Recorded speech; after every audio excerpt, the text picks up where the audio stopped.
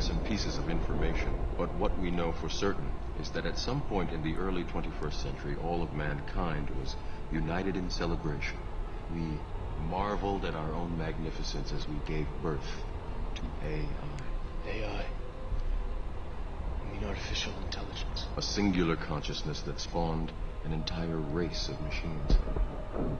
We don't know who struck first, us or them, but we know that it was us that scorched the sky. At the time, they were dependent on solar power, and it was believed that they would be unable to survive without an energy source as abundant as the sun. Throughout human history, we have been dependent on machines to survive. Fate, it seems, is not without a sense of irony.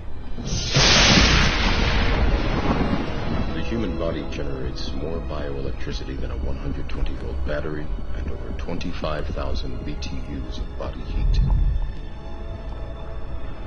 Combined with a form of fusion, the machines had found all the energy they would ever need.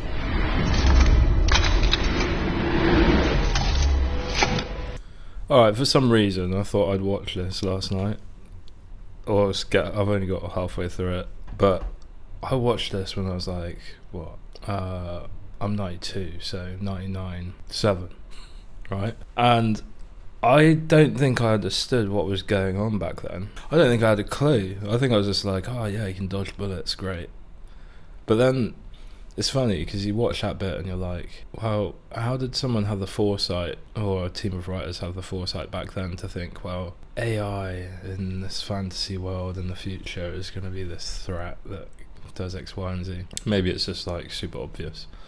But when you watch that, you just think, yeah, like it would kind of go that way eventually. But until then, I guess let's make hay while the sun shines, right? So I wanted to go into, this is obviously welcome to Cuppa AI, where I just talk at you while I do things for a little bit every morning. But the first thing I wanted to look at, interestingly, digital, what is it? ID UK, right? So let's have a look at this. This is interesting. Yeah, there we go. Right, so I always said to myself, I never wanted to get political online. So I'm not going to get political because I do love my country and I love my government. But here they've come out with a new thing, and I don't think anybody's saying this yet. I haven't seen anybody saying this, but it just occurred to me when I woke up this morning and got my cup of tea. Right. So here we go. Guidance, Digital ID Scheme Explainer, published 26th of September 2025, alright, a few days ago. A new digital ID scheme will make it easier for people across the UK to use vital government services. Will it? The rollout will, in time, make it easier to apply for government and private sector services in time, such as helping renters to quickly prove their identity to landlords. Well, I've just gone through that. It wasn't really that hard, I'll be honest.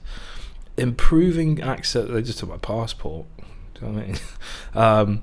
Improving access to welfare and other benefits, and making it easier for parents to apply for free childcare. Right, yada yada yada, bing bang bosh, right, here we go. What data will be held? It will therefore include, a new digital ID will be the authoritative proof of who someone is and their residency status in this country. It will therefore include name, date of birth, information on nationality or residency status, a photo as the basis of biometric security, like an e-visa or passport, but updated for the modern digital world we live in. The consultation will consider if any additional information, like address, would be helpful to include. Right. Okay, and this is important. Oh yeah, we'll get into the data and privacy as well. So, you'll just need one ID in one secure place on your phone. Ooh, an app. We know what they do with apps, right? Let's have a look. On your phone, make it easier for some services without tracking down your physical passport, birth certificate or driving license, as well as various utility bills and council tax letters. Right, this is where I'm thinking. efficiency. It will prove who you are instantly. Instantly, sir. Instead of waiting for manual checks and paperwork. That means you can get faster service across government departments. Oh, beautiful. Finally. It's going to be faster. Great. So privacy, this is what I'm thinking about. The system will use state-of-the-art encryption and authentication technology that's already protecting millions of digital transactions daily. Okay, fine. That it can get cracked by some quantum computer. User control is at the heart of our proposals. Sharing information contained in the ID should be instigated by you. And we will be transparent with whom information will be shared. Wonder whom that is. Your personal data will be better protected. That's because if a phone is lost or stolen, the digital credentials can be easily revoked and reissued. A bit of revoking, a little bit of reissuing. Wonder what other cases there are where you might get a little bit of revokey reissue. Providing better security than traditional physical documents. Well, I'll be honest, I did have a wallet and now I use Apple Pay and now I've lost my cards, so there we go. That says it all, doesn't it? We also intend to ensure that there are safeguards in place to give users peace of mind about how their data will be used. Right, so this is what I want to talk about. So I obviously work with AI, right? And my biggest thing I'm seeing now is like my job is to capture good data. Good, clean data. Because half, like us, we are the bodies in the real world. We've got to get the things, do the things right now until we get to this place, right? And take that data, turn it into text or tokens, and then give it to the AI to work out things, and then get the response, and then go execute the reality. Now, sorry, T-burp. The thing I'm thinking is like, well, why wouldn't a digital identity system be the database for a ton of AI inference? Because if you had a database of all of that stuff, I would do it, right? Like, I'm not saying I would as like a friendly government man, but I'm saying if I had that data in the age of AI, one of the main things I would probably do is use AI to infer. And I don't know if we've ever seen we ever seen a bit of this? We ever seen a bit of this one? Bit of the old Minority Report? A bit of the old pre-crime, right? That's what I would do with it. I'd be like, well, I've got all these people. Can you tell me, oh Oracle in the cloud, who I should go look for next? Just a thought. Right, on to other news. So this is my tip of the day. Where's my bingo bongo phone? There it is. Right, so tip of the day. It's a segue from that thing about data that I was just talking about. So if you've got an iPhone, are you recording your meetings? And okay, there's so many little services I'm seeing, like so many cloud AI services that are popping up, like 50 quid a month, have a little dongle, record yourself, it's all data protected. The advisor I'm working with, he's just gotten one called Sophie, which is like £200 a month. Again, record your meetings. We do some minor prompting, call OpenAI's API and turn it into something lovely for you. Great. But if you've got an iPhone, like I do, because I love Tim Apple and his whole family, this is Voice Memos, alright? Voice Memos. Now, here we go, we've got Budgeons 10. It likes to name them things. Right. Take in, they all look different. You can hear they've got the radio on in the background. No. Right. No, that's the only way is to have another computer, basically. Unless. Right, so they were asking me like, how can we make it faster? Because I've got one computer in their office that's got a model on it, and like it basically queues the tasks. Now I think I can actually run them parallel now. I didn't know that. I've just learned that. But I was like, oh well, you probably need another computer. You could have multiple laptops that all run their own models and the software. Yada yada. Right? But I would have forgotten that because that was last week. I wouldn't even remember that. All right? And I'm able to tell you now about it on the video. So why is recording important? Well, that was just sound into my ears and your ears. But a step further is when you press the little buttons there, little 3 buttons, you get that menu. All right? And then when you get that menu, you can go view transcript.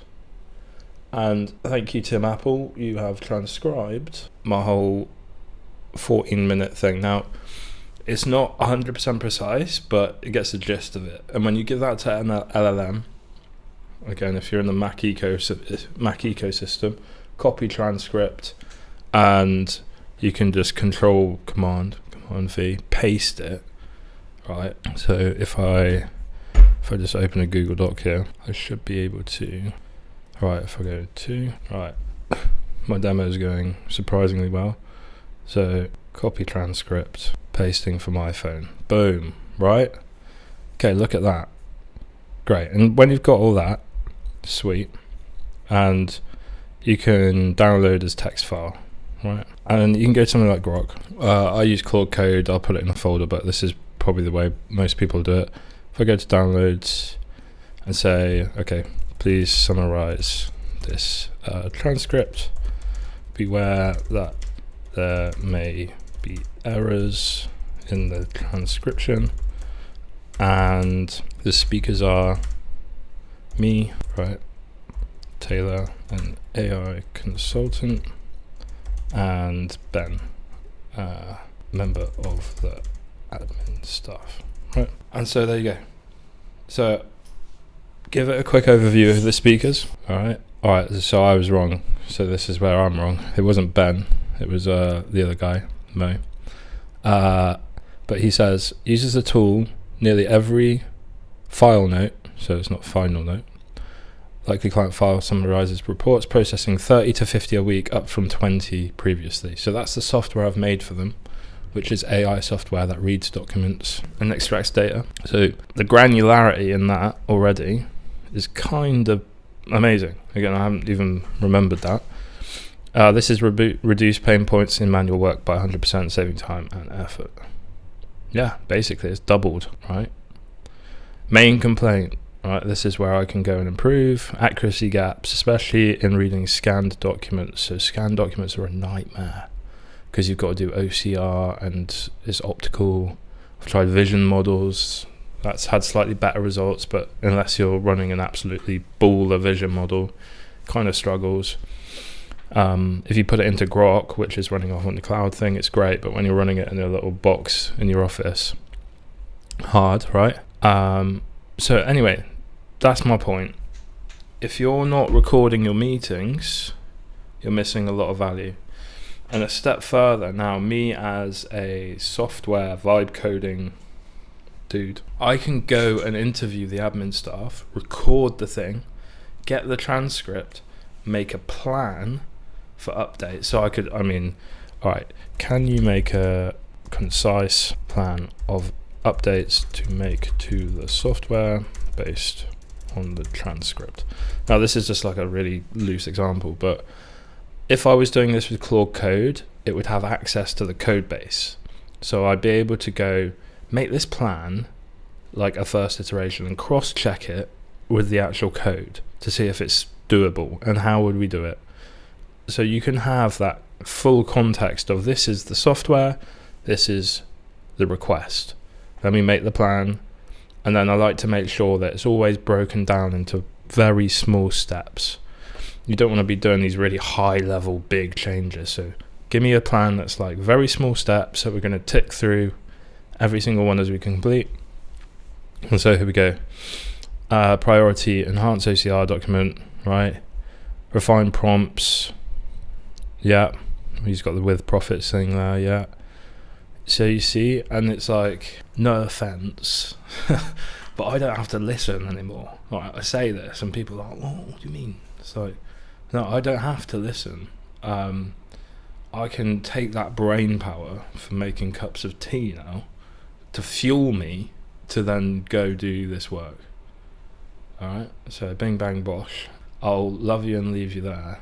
But that's been my episode 2 of Cuppa AI. Wonderful. See you later.